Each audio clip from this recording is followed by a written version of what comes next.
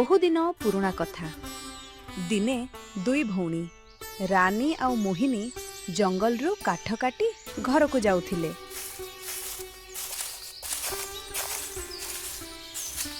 आउ सेतेबेले गोटे गछरे दुईटी रहस्यमय ओ जादुई पक्षी बसिथिले।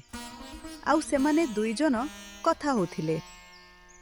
अरे सेपटे देख केते सुंदर झियो दुई जन आसुछंती। सतरे माने बहुत सुंदर। एमाने देखिबाको जेते सुंदर आउ सेमानक हृदय भी सेते कोमल। अरे हाँ हाँ तुमे सत कहूच। एमाने दुई जन देखिबाको जेते सुंदर सेमानक हृदय भी सेते सुंदर। जदि एमानकर भाग्य साथ देई थांता ताहले भलो होई थांता। भाग्य कौन हेला एमानक भाग्य को?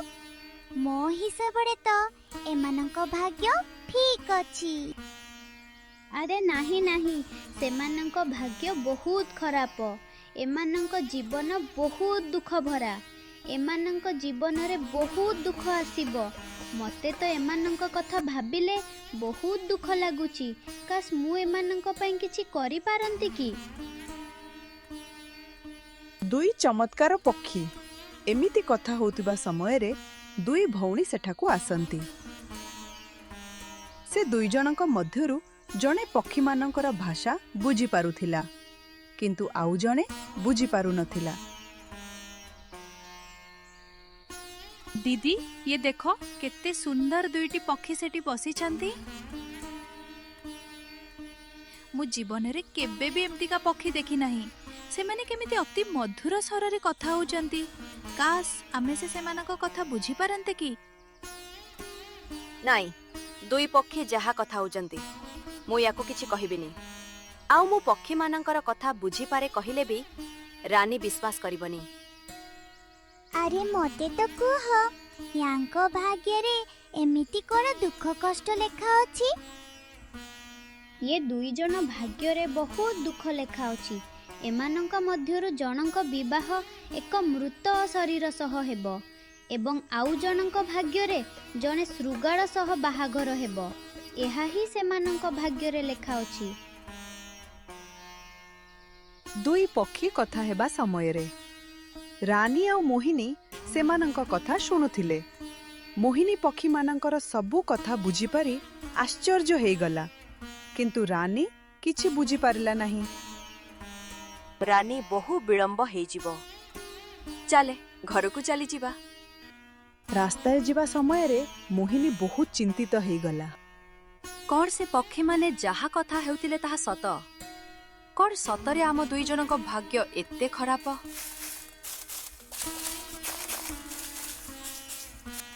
किछि समय परे दुई जन चाली चाली घरे पहुंची गले ओ घर बाहरे काठ रखी देई घर को गले।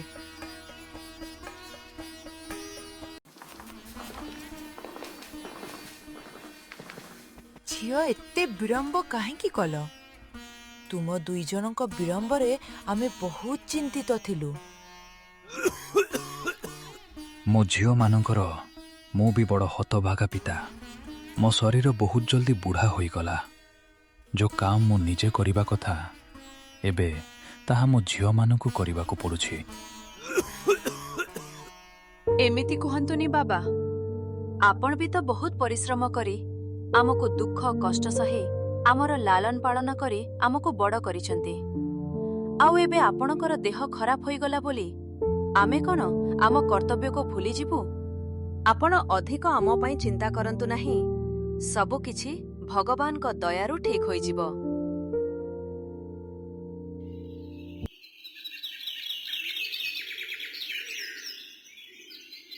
एमिति किछि दिन बीतीगला, किंतु मोहिनी सेई पक्षी मानक ठारु सुनिथिबा कथा भाबी बहुत चिंतित हुए। आउ एका बसी बहुत भाबिबाकु लागे।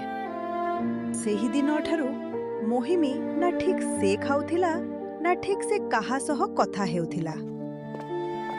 दिने तामा पाखकु गला। झियो मोहिनी तोर कौन हेची झियो? किछि दिन हब तू ठीक से खाउचु ना ठीक से काहा सह कथा हेउचु? तू निजको थरे आईना रे देख। ଜାଣିପାରିବୁ ତୁ କେତେ ଦୁର୍ବଳ ହେଇଗଲୁଣି। ମତେ ଲାଗୁଛି ତୁ ମତେ କିଛି ଲୁଚଉଛୁ। ନାହିଁ ମା, କିଛି ନାହିଁ। ଏତିକି କହି ମୋହିନୀ ସେଠୁ ଚାଲିଯାଏ।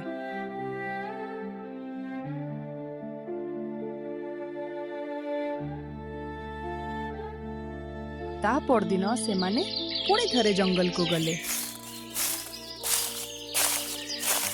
ଆଉ ସେଇ ଦୁଇ ପକ୍ଷୀ ବସିଥିବା ଜାଗାରେ ଯାଇ ପହଞ୍ଚିଲେ।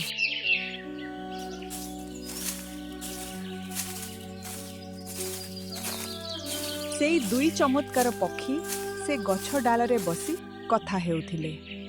ପୁଣି ଥରେ ରାନୀ ଆଉ ମୋହିନୀ ତାଙ୍କ ମଧୁର ସ୍ୱରକୁ ଶୁଣିବାକୁ ଲାଗିଲେ।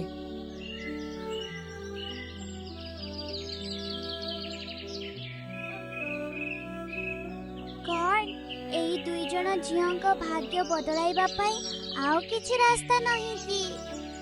ନାହିଁ, ଏମାନଙ୍କ ଭାଗ୍ୟରେ ଯାହା ଲେଖା ଅଛି ତାହା ହେଇକି ହିଁ ରହିବ।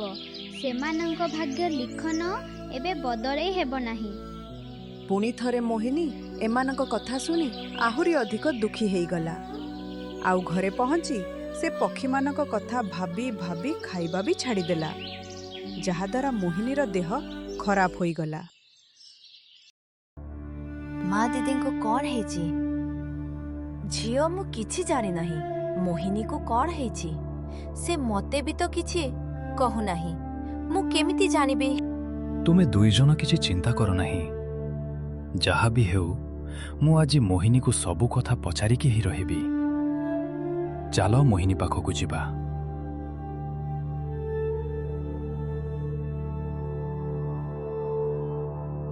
ସମସ୍ତେ ମୋହିନୀ ପାଖକୁ ଆସିଲେ। ଆଉ ରାଗି ଯାଇ ତା ବାପା ମୋହିନୀକୁ ମନ ଖରାପ କରି ଘରେ ବିଛଣାରେ ଶୋଇ ରହିବାର କାରଣ ପଚାରନ୍ତି। ମୋହିନୀ ବାପାଙ୍କ ରାଗ ଦେଖି ଭୟରେ ସବୁ ସତ କଥା କହେ। ମୁଁ ପକ୍ଷୀମାନଙ୍କର କଥାବାର୍ତ୍ତା ବୁଝିପାରେ। ବାପା ଦୁଃଖ କରିବାର କାରଣ ଏହା କି ମୁଁ ଯେବେ ବି ଜଙ୍ଗଲକୁ କାଠ ପାଇଁ ଯାଏ, ମୁଁ ସେଠି ଦୁଇଟି ପକ୍ଷୀ ଦେଖୁଛି। ଆଉ ସେଇ ଦୁଇ ଜଣ ପକ୍ଷୀ ଆମକୁ ଦେଖି କଥା ହେଉଛନ୍ତି କି ଆମ ଦୁଇ ଭଉଣୀଙ୍କ ଜୀବନରେ ବହୁତ ଦୁଃଖ ଲେଖାଅଛି। ଆମେ ଦୁଇ ଜଣଙ୍କ ମଧ୍ୟରୁ ମୁଁ ଜଣେ ଶୃଗାଳକୁ ବାହା ହେବି, ଆଉ ରାନୀ ଜଣେ ମୃତ ଶରୀରକୁ ବାହା ହେବ। ହଉ ଝିଅ, ଛାୟ ସେ କଥା। ମନ ଦୁଃଖ କର ନାହିଁ। ଆଉ ଗୋଟେ କାମ କର, କାଲି ମୋତେ ସେଇ ରହସ୍ୟମୟ ପକ୍ଷୀ ପାଖକୁ ନେଇକି ଚାଲ। ମୁଁ ବି ଦେଖିବି ସେମାନେ କେମିତିକା ଭବିଷ୍ୟତ କଥା କହୁଛନ୍ତି। ଠିକ୍ ଅଛି ବାବା, କାଲି ମୋ ସହ ଜଙ୍ଗଲ ଚାଲ। ମୁଁ ପକ୍ଷୀମାନଙ୍କୁ ଦେଖେଇ ଦେବି।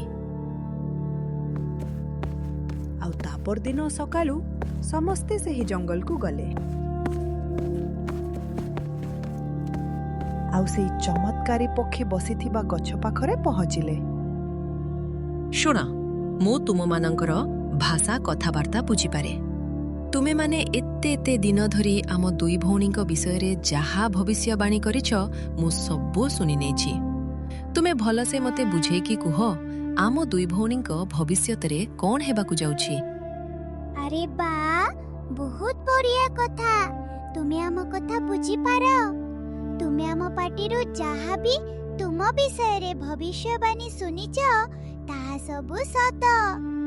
କିନ୍ତୁ ତାପରେ ଆଗକୁ ଭଲ ଖରାପ କଣ ହବ ଆମକୁ କିଛି ଜଣା ନାହିଁ। ତୁମେ ଅଧିକ ଚିନ୍ତା କର ନାହିଁ, ସବୁ ଭଗବାନ ଉପରେ ଛାଡ଼ି ଦିଅ। କଣ ହେଲା ଝିଅ? ଏ ପକ୍ଷୀମାନେ କଣ ସବୁ କହୁଛନ୍ତି? ମୋହିନୀ ସବୁ କଥା ଭଲସେ ବିସ୍ତାର କରି ତା ବାପାକୁ କହେ। ଝିଅ, ପକ୍ଷୀମାନଙ୍କ କଥା ଭୁଲିଯା। ଏମାନଙ୍କ ମନକୁ ଯାହା ଆସୁଛି ଏମାନେ ତାହା କହିଯାଉଛନ୍ତି। ନାହିଁ ବାପା, ଏମାନେ ଯାହା କହୁଛନ୍ତି ତାହା ସବୁ ସତ। ଆଉ ଉପରବାଲା ଯାହା ଲେଖିଛନ୍ତି ତାହା ହେଇକି ହିଁ ରହିବ। ହଉ ଚାଲ ଝିଅ, ଘରକୁ ଚାଲିଯିବା। ତୁ ବହୁତ ଦୁର୍ବଳ ହେଇଗଲୁଣି। ଏମିତି ସବୁ କଥାବାର୍ତ୍ତା ହୋଇ ସମସ୍ତେ ଘରକୁ ଚାଲିଗଲେ। ମୋହିନୀର ବାପା ମା ମୋହିନୀକୁ ବହୁତ ବୁଝାଇଲେ, କିନ୍ତୁ ମୋହିନୀ କାହା କଥା ବି ଶୁଣିଲା ନାହିଁ। ହଉ ଠିକ୍ ଅଛି, ଆପଣଙ୍କୁ ଯଦି ଲାଗୁଛି ସେ ପକ୍ଷୀମାନେ ଏମିତି ହିଁ ମିଛରେ କହୁଥିଲେ ତାହେଲେ ଠିକ୍ ଅଛି, ଆମେ ସେହି ସମୟକୁ ଅପେକ୍ଷା କରିବା ଆଉ ଦେଖିବା କ'ଣ ହେଉଛି। ଝିଅ ତୁ କିଛି ଚିନ୍ତା କର ନାହିଁ, ତୁ ଆରାମ କରେ, ମୁଁ କିଛି ତୋ ପାଇଁ ଉପାୟ ବାହାର କରୁଛି। ମୋହିନୀର ବାପା, ଆମ ଝିଅ ଦୁଇ ଜଣଙ୍କ ଭାଗ୍ୟ ସତରେ କ'ଣ ଏତେ ଖରାପ? ତୁମେ ବି ଏସବୁ ଚିନ୍ତା କରିବାକୁ ଲାଗିଲ? ମୁଁ ଗୋଟେ କାମ କରୁଛି, ଏଠାରୁ କିଛି କୋଷ ଦୂର ଜଙ୍ଗଲରେ ଜଣେ ସିଦ୍ଧ ବାବା ରହୁଛନ୍ତି। ମୁଁ ତାଙ୍କ ପାଖକୁ ଯାଇ କିଛି ଉପାୟ ପଚାରିକି ଆସୁଛି। ତୁମେ ଦୁଇ ଝିଅଙ୍କର ଧ୍ୟାନ ରଖ, ମୁଁ ଆସୁଛି। ମୋହିନୀର ବାପା ଜଙ୍ଗଲକୁ ଯାଇ ସାଧୁ ବାବାଙ୍କୁ ସବୁ କଥା କହିଲେ ଓ ସାଥିରେ ଘରକୁ ଆଣିଲେ। ସାଧୁ ବାବା ମୋହିନୀ ଆଉ ରାନୀକୁ ଦେଖିଲେ ଆଉ କିଛି ସମୟ ଆଖି ବନ୍ଦ କରି ସେମାନଙ୍କ ଭବିଷ୍ୟତ ଦେଖିଲେ ଆଉ କହିଲେ, ପକ୍ଷୀମାନେ ଯାହା ବି ଭବିଷ୍ୟତ ବାଣୀ କହିଛନ୍ତି ତାହା ନିରାଟ ସତ୍ୟ, ସେଥିରେ କୌଣସି ତ୍ରୁଟି ନାହିଁ। ବାବା, ତାହାର କିଛି ଉପାୟ ନାହିଁ କି? ଆମ ଉପରେ ଦୟା କର ବାବା। ନାହିଁ, ଏହାର କିଛି ଉପାୟ ନାହିଁ, କିନ୍ତୁ ମୁଁ କହିଦେଉଛି, ଏଇ ମାସର ଶେଷରେ ଦିନେ ସନ୍ଧ୍ୟାରେ ଗୋଟେ ଶୃଗାଳ ତୁମର ଘର ଆଗକୁ ଆସିବି, କିନ୍ତୁ ସେ ଶୃଗାଳ କିଛି କହିବ ନାହିଁ। ଆଉ ତୁମ ଘର ଆଗରେ ସେ କିଛି ସମୟ ଠିଆ ହେବ ଆଉ ଚାଲିଯିବ। ଆଉ ସେତେବେଳେ ତୁମେ ତୁମ ବଡ଼ ଝିଅକୁ ସେ ଶୃଗାଳର ପଛେ ପଛେ ଯିବାକୁ କହିବ। ଯଦି ତୁମେ ଏମିତି ନ କର ପୁଣି ଥରେ ସେ ଶୃଗାଳ ତୁମ ଘରକୁ ଆସିବ ଆଉ ସେ କାହାକୁ ବି ଜୀବନ୍ତ ଛାଡ଼ିବନି। ଯଦି ତୁମେ ପରିବାରର ଖୁସି ଚାହୁଁଛେ ତେବେ ମୁଁ କହିଲା ପରି କାର୍ଯ୍ୟ କରିବ। ହଉ, ମୁଁ ଆସୁଛି, ମୋତେ ବହୁତ ବିଳମ୍ବ ହେଲାଣି।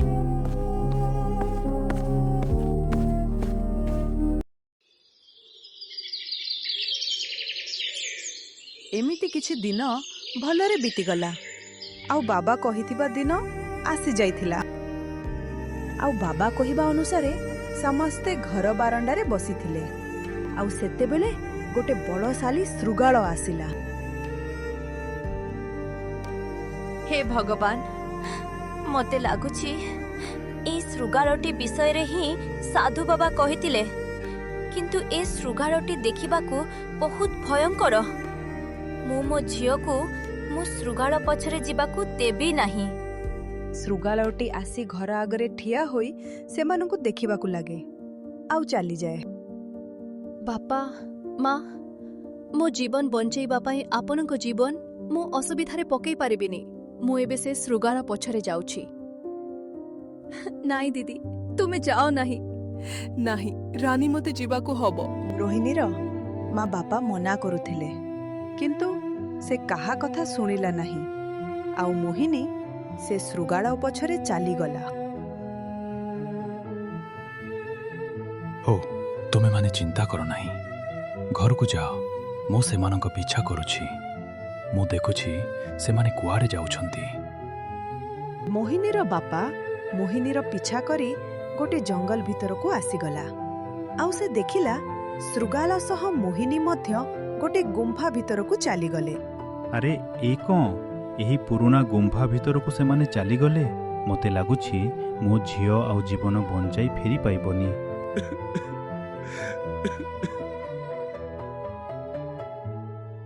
ମୋହିନୀର ବାପା ଘରକୁ ଆସି କାନ୍ଦିବାକୁ ଲାଗେ। କ'ଣ ହେଲା ମୋହିନୀର ବାପା? ଆମ ଝିଅ କାହିଁ? ବାପା, କ'ଣ ହେଲା କୁହନ୍ତୁ? ସେ ଶୃଗାଳଟା ମୋହିନୀକୁ ଜଙ୍ଗଲରେ ଥିବା ସେ ପୁରୁଣା ଗୁମ୍ଫାକୁ ନେଇ ଚାଲିଗଲା। ସେଇ ଗୁମ୍ଫା ଭିତରକୁ ଥରେ ଯିଏ ଯାଇଛି ଆଉ ସେ କେବେ ଜୀବନ ଫେରାଇ ଆସିନାହିଁ। ତୁମେମାନେ କାନ୍ଦ ନାହିଁ, ମୁଁ ପୁଣି ଥରେ କାଲି ସେଇ ଜଙ୍ଗଲକୁ ଯାଇ ମୋହିନୀକୁ ଖୋଜି ଆଣିବି। ତା ପରଦିନ ସକାଳୁ ଗୁମ୍ଫାକୁ ଯିବା ପାଇଁ ମୋହିନୀର ବାପା ପ୍ରସ୍ତୁତ ହେଇଯାଇଥିଲା। ଶୁଣୁଛ, ମୁଁ ମୋହିନୀକୁ ଖୋଜିବାକୁ ଜଙ୍ଗଲକୁ ଯାଉଛି। ତୁମେ ସାନ ଝିଅ ରାନୀର ଧ୍ୟାନ ରଖିବ, ମୁଁ ଆସୁଛି।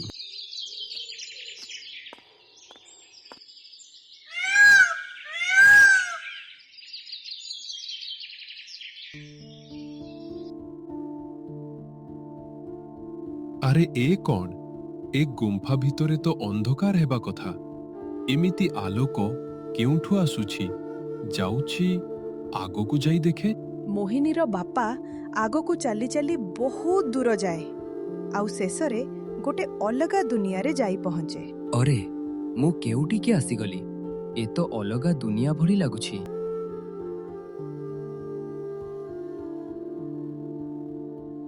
ଭାଇ ଟିକେ ଶୁଣିବ, ଏଇଟା କେଉଁ ରାଜ୍ୟ ଟିକେ କହିପାରିବ କି? କ'ଣ ତୁମକୁ ଏହି ରାଜ୍ୟ ବିଷୟରେ ଜଣା ନାହିଁ? ତୁମେ ଏହି ରାଜ୍ୟକୁ ନୂଆ ଆସିଛ କି? ଏହି ରାଜ୍ୟରେ ରାଜା ବିକ୍ରମ କେଶରୀ ଶାସନ କରୁଛନ୍ତି। ତାଙ୍କର ପ୍ରଶଂସା ଦୂର ଦୂର ପର୍ଯ୍ୟନ୍ତ ଅଛି। ହଁ ଭାଇ, ଠିକ ଅଛି। ତୁମକୁ ବହୁତ ଧନ୍ୟବାଦ।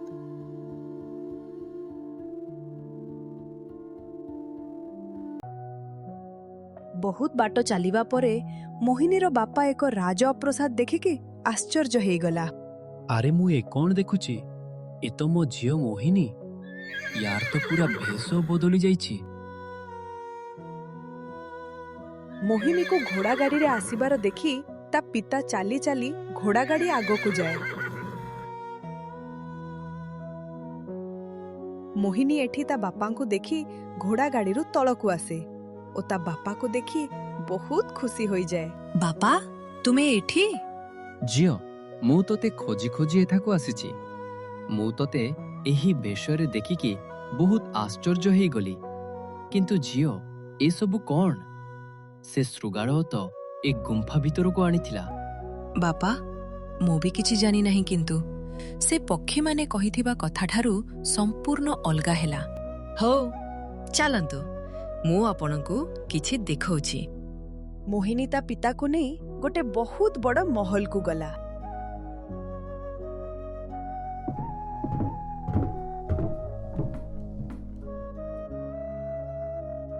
ଝିଅ, ତୁ ମୋତେ କେଉଁଠିକି ନେଇ ଆସିଲୁ? ଏଇଟା କାହା ମହଲ? ବାପା, ଏ ରାଜମହଲ ମୋର। ଝିଅ, କ'ଣ ଏହା ସବୁ କହିଯାଉଛୁ? ତୁ ତ ସେହି ଶୃଗାଳ ସହ ଯାଇଥିଲୁ। ମୁଁ ନିଜେ ମୋ ଆଖିରେ ଦେଖିଛି। ଏହା କିପରି ସମ୍ଭବ? ହଁ, ସେ ଶୃଗାଳ ଏବେ ମୋ ସ୍ୱାମୀ। କ'ଣ ଏମିତି କହୁଛୁ ଝିଅ? ଜଣେ ଶୃଗାଳ କେମିତି ତୋର ସ୍ୱାମୀ ହେଇପାରିବ? ବାପା, ତୁମେ ଯାହାକୁ ଶୃଗାଳ କହୁଛ, ସେ ପ୍ରକୃତରେ ଶୃଗାଳ ନୁହଁ। ସେ ହେଉଛନ୍ତି ଏହି ରାଜ୍ୟର ରାଜା। ବାପା, ଆମକୁ ଯେମିତି ସେହି ପକ୍ଷୀ 2 ଜଣ ଭବିଷ୍ୟବାଣୀ କରିଥିଲେ, ସେହିପରି ଭାବେ ମୋ ସ୍ୱାମୀକୁ ମଧ୍ୟ ଜଣେ ବାବା ଭବିଷ୍ୟବାଣୀ କରିଥିଲେ ଯେ ସେ ତେଜେବେଳେ ଅନ୍ୟ ଦୁନିଆକୁ ଜଣେ ଶୃଗାଳ ରୂପରେ ଯିବେ, ସେତେବେଳେ ସେଠି ଜଣେ ଝିଅ ସେ ଶୃଗାଳର ପଛେ ପଛେ ଆସିବ। ସେହି ଝିଅ ସହ ହିଁ ରାଜାଙ୍କ ବାହାଘର ହେବ। ସେଥିପାଇଁ ସେ ଆମ ଦୁନିଆକୁ ଏକ ଶୃଗାଳ ହୋଇ ଆସିଥିଲେ ଆଉ ସେ ମୋତେ ବିବାହ କଲେ। ବାବା, ସେ ବହୁତ ଭଲ ମଣିଷଟିଏ। ମୋହିନୀ ଆଉ ତା ପିତା କଥା ହେବା ସମୟରେ ସେତେବେଳେ ମୋହିନୀର ସ୍ୱାମୀ ଆସିଯାଏ। ରାଣୀ, ଏ ବୃଦ୍ଧ ଲୋକ ଜଣକ କିଏ? ଏଙ୍କ ଚେହେରା କିଛି ଜଣାଶୁଣା ଲାଗୁଛି। ମହାରାଜ, ଏ ହେଉଛନ୍ତି ମୋ ବାପା। ଓ, ନମସ୍କାର ବାପା। ହଉ ରାଣୀ, ବାପା ବହୁତ ଦୂରରୁ ଆସିଛନ୍ତି। ତାଙ୍କୁ ଖାଇବାକୁ ଦିଅ ଓ ଆରାମ କରିବାକୁ କୁହ। ହଉ, ଠିକ ଅଛି, ମୁଁ ଏବେ ଆସୁଛି। ତୋ ସାନ ଭଉଣୀ ଓ ତୋ ମା ମୋତେ ଅପେକ୍ଷା କରୁଥିବେ। ଏହି ଖୁସି ଖବର ବି ଦେବାକୁ ପଡ଼ିବ। ମୁଁ ଆସୁଛି। ଝିଅକୁ ଏମିତି କହି ମୋହିନୀର ବାପା ନିଜ ରାଜ୍ୟକୁ ଚାଲିଯାଏ। ଘରେ ସମସ୍ତେ ଚିନ୍ତାରେ ଥିଲେ ଆଉ ମୋହିନୀର ବାପା ଘରେ ଯାଇ ପହଞ୍ଚେ। ତୁମେ କେଉଁଠି ଥିଲ, ମୋହିନୀର ବାପା? ଆମ ଝିଅର କିଛି ସନ୍ଧାନ ମିଳିଲା କି? ତୁମେ କ'ଣ ହସୁଛୁ? କୁହ, ମୋ ଝିଅର କିଛି ସନ୍ଧାନ ମିଳିଲା କି? ମୋହିନୀର ମା, ମୁଁ ଯାହା ଦେଖିଲି, ଯଦି ତୁମେ ସେଠାକୁ ଯାଇ ଦେଖିବ, ତୁମ ହସ ପଳେଇବ। ତୁମେ କଥାକୁ ବୁଲେଇ ବଙ୍କେଇ କୁହ ନାହିଁ। ବାସ୍ ମୋତେ ଏତିକି କୁହ, ମୋ ଝିଅ କେମିତି ଆଉ କୋଉଠି ଅଛି? ମୋହିନୀର ବାପା ସବୁ କଥା ବିସ୍ତାର କରି କହିଲା। ସତରେ? ତୁମେ ଯାହା କହୁଛ ସବୁ ସତ। ମତେ ଏବେ ମୋ ଝିଅ ପାଖକୁ ନେଇକି ଚାଲ। ବାପା, ମତେ ବି ଦିଦିଙ୍କ ପାଖକୁ ନେଇ ଚାଲ। ହଁ, ତୁମ 2 ଜଣକୁ ମୁଁ ଅତି ଶୀଘ୍ର ସେଠାକୁ ନେଇକି ଯିବି। ଆପଣ ତ ଏହି ଖୁସି ଖବର ଆମକୁ କହିକି ପୁରା ଖୁସି କରିଦେଲେ। କିଛି ଦିନ ହବ ଆମେ ମିଶିକି ଏକାଠି ଖାଇନାହାନ୍ତି। ଆଜି ତୁମେ ଆଉ ରାନୀ ମିଶି ଜଙ୍ଗଲ ଯାଇ କାଠ ନେଇ ଆସ। ଆଜି ଖୁସିର ଅବସରରେ ମିଶିକି ସମସ୍ତେ ଖାଦ୍ୟ ଖାଇବା। ହଁ ହଉ ଠିକ୍ ଅଛି।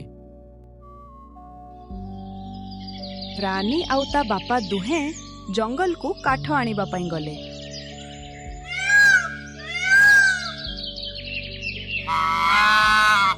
ରାନୀର ବାପା ଚାଲି ଚାଲି ବହୁତ ଥକି ଯାଇଥିଲା। ଝିଅ, ମୋତେ ବହୁତ ଶୋଷ ଲାଗିଲାନି। ମୁଁ ଆଉ ଆଗକୁ ଚାଲି ଯାଇପାରିବି ନାହିଁ। ହଉ ବାପା, ତୁମେ ଏହି ଗଛ ମୂଳରେ ବସି ଟିକେ ବିଶ୍ରାମ ନିଅ। ମୁଁ ତୁମ ପାଇଁ ଏହି ଜଙ୍ଗଲ ଭିତରୁ ପାଣି ସନ୍ଧାନ କରି ଆଣୁଛି।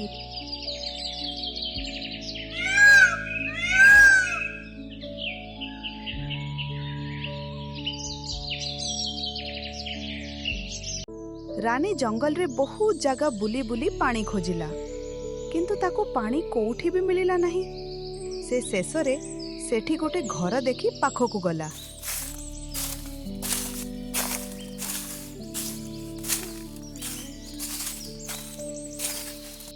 ମତେ ଲାଗୁଛି ଏଇ ଘର ଭିତରେ ନିଶ୍ଚିତ କିଏ ନା କିଏ ଥିବେ। ମୁଁ ଏଠାରୁ ପାଣି ମାଗିକି ନେଇ ବାପାଙ୍କୁ ପିଇବାକୁ ଦେଇଦେବି। ଏଠି କିଏ ଅଛନ୍ତି? ଶୁଣୁଛ? କଣ ଏତେ ଡାକୁଛି? କିଏ ବି ଶୁଣୁନାହାନ୍ତି। ଯାଉଛି ଭିତରକୁ ଯାଇ ଦେଖେ। କଣ ଏମିତି ଘର ଭିତର ଏମିତି ଅସନା ହେଇ ପଡ଼ିଛି?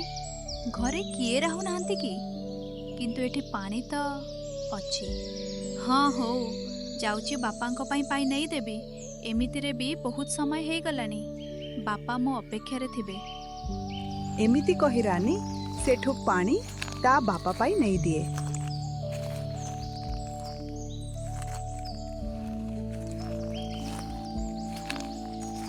ଆଉ ତା ବାପାକୁ ଏତେ ଶୋଷ ହେଉଥିଲା ଯେ ସେ ଏକମାତ୍ରେ ପାଣି ପିଇଦେଲେ। ଝିଅ, ମୋତେ ଏବେ ବହୁତ ଶାନ୍ତ ଲାଗିଲା। ହଉ ବାପା, ଆପଣ ଏଠି ଥାନ୍ତୁ। ମୁଁ ଏହି ପାତ୍ର ସେଠି ରଖିକି ଆସୁଛି।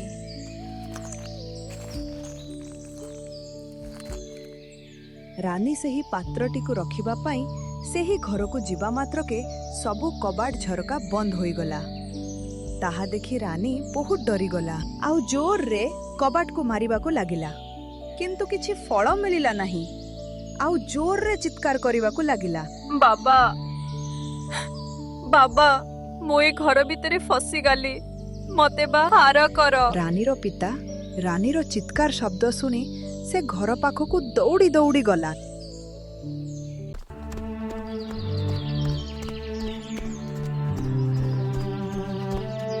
ଝିଅ, ତୁ ଏ ଘର ଭିତରେ କେମିତି ଫସିଗଲୁ? ମୁଁ ଏ ଘର ଭିତରକୁ ସେ ପାଣି ପିଆ ପାତ୍ର ରଖିବାକୁ ଆସିଥିଲି। ଅଚାନକ ଏ କବାଟ ଆଉ ଝରକା ବନ୍ଦ ହେଇଗଲା। ରାନୀର ବାପା ଝିଅର ଏହି କଥା ଶୁଣି ବହୁତ ଦୁଃଖ ମନେ କଲା ଆଉ ସେ କବାଟ ଭାଙ୍ଗିବାକୁ ବହୁତ ଚେଷ୍ଟା କଲା। କିନ୍ତୁ ରାନୀର ବାପା ପରାସ୍ତ ହେଲା। ସେତେବେଳକୁ ବହୁତ ସମୟ ହେଇଯାଇଥିଲା ଆଉ ଘଞ୍ଚ ଜଙ୍ଗଲ ଅନ୍ଧକାର ହେବାକୁ ଆସୁଥିଲା। ରାନୀ ଆଉ ତା ବାପା ଜାଣିପାରିଥିଲେ ସେ ଦୁଇ ପକ୍ଷୀ ଭବିଷ୍ୟବାଣୀ କରିଥିବା କଥା ସତ ହେବାକୁ ଯାଉଛି। ସେଥିପାଇଁ ସବୁ ରହସ୍ୟମୟ ଭାବରେ ଘଟଣା ଘଟୁଛି। ରାନୀ ତା ବାପାକୁ ଅନ୍ଧକାର ହେବା ଆଗରୁ ଘରକୁ ଯିବାକୁ କହିଲା। ତା ବାପା ରାନୀକୁ ଏହି ଘରେ ଏକା ଛାଡ଼ି ଯିବ ନାହିଁ କହିବାରୁ ରାନୀ ତା ବାପାଙ୍କୁ ରାଣ ନିୟମ ପକାଇ ଘରକୁ ପଠାଇଦେଲା।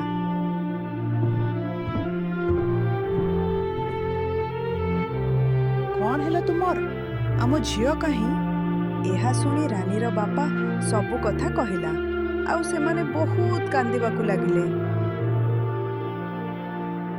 ସେପଟେ ରାନୀ ଦୁଃଖରେ ଆରପଟ ରୁମକୁ ଯାଇ ଦେଖେ ଜଣେ ରାଜ ପୋଷାକରେ ଲୋକ ବିଛଣାରେ ମୃତ ଶରୀରର ପରି ପଡ଼ି ରହିଛି। ରାନୀ ତାକୁ ଉଠେଇବାକୁ ଚେଷ୍ଟା କଲା, କିନ୍ତୁ ସେ ଉଠିଲା ନାହିଁ। ରାନୀର ସେଠି ଖାଇବା ରହିବା କିଛି ଅସୁବିଧା ନଥିଲା। ସେ ଭାବିଲା ମୃତ ଶରୀରର ପାଦକୁ ଆଉଁସିଲେ ଜୀବିତ ହେଇଯିବ। ସେଥିପାଇଁ ରାନୀ ସବୁବେଳେ ସେ ମୃତ ଶରୀରର ପାଦକୁ ଆଉଁସିବାକୁ ଲାଗେ। ତା ପରଦିନ ରାନୀର ବାପା ମା ସେଠାକୁ ଆସିଲେ, କିନ୍ତୁ ସେଠୁ ସେ ଘରଟେ ଉଭାନ ହେଇଯାଇଥିଲା। ସେମାନଙ୍କୁ ଘରଟି ଦିଶିଲା ନାହିଁ। ଆଉ ସେମାନେ ରାନୀକୁ ନ ଦେଖିପାରି ମନ ଦୁଃଖ କରି ଘରକୁ ଫେରିଗଲେ।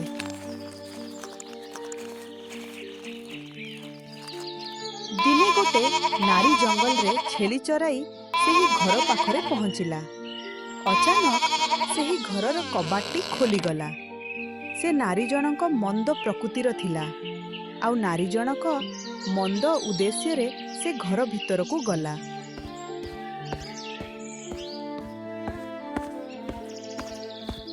ରାନୀ ତାକୁ ଦେଖି ଆଶ୍ଚର୍ଯ୍ୟ ହେଇଗଲା। ତୁମେ ଘର ଭିତରକୁ କେମିତି ଆସିଲ? ଘର କବାଟ ତ ବନ୍ଦ ଥିଲା। କାହିଁ ନାହିଁ ତ ଘର କବାଟ ତ ଖୋଲା ଥିଲା। ହେଲେ ତୁମେ ଏହି ଘରେ ଏକା କ'ଣ କରୁଥିଲ? ରାନୀ ସେହି ମୃତ ଶରୀର ବିଷୟରେ ସବୁ କଥା କହିଲା। ଓ, ତାହେଲେ ମୁଁ ସେହି ମୃତ ଶରୀରର ପାଦ ଆଉଁସୁଛି। ତୁମେ ଯାଇ ମୋ ଛେଳିମାନଙ୍କୁ ଟିକେ ବାହାରୁ ଦେଖି ଆସ। ହଁ, ହଉ ଠିକ୍ ଅଛି, ମୁଁ ବାହାରୁ ଛେଳି ଦେଖି ଆସୁଛି। ରାନୀ ବାହାରକୁ ଯିବା ମାତ୍ରକେ ସେ ମୃତ ଶରୀର ଜୀବିତ ହେଇଗଲା।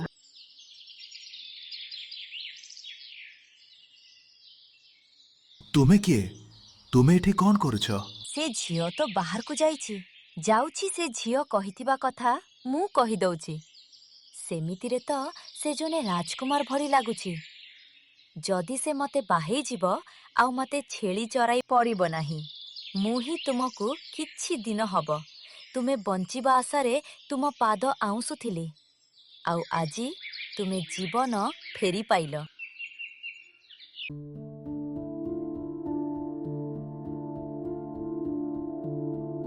ହଁ ହଉ, ତୁମେ ମୋ ଜୀବନ ବଞ୍ଚାଇଥିବାରୁ ମୁଁ ତୁମ ପାଖରେ ଋଣୀ। କ'ଣ ତୁମେ ମୋତେ ବାହା ହେବ? ଏମାନେ କଥା ହେବା ସମୟରେ ରାନୀ ଆସିଯାଏ।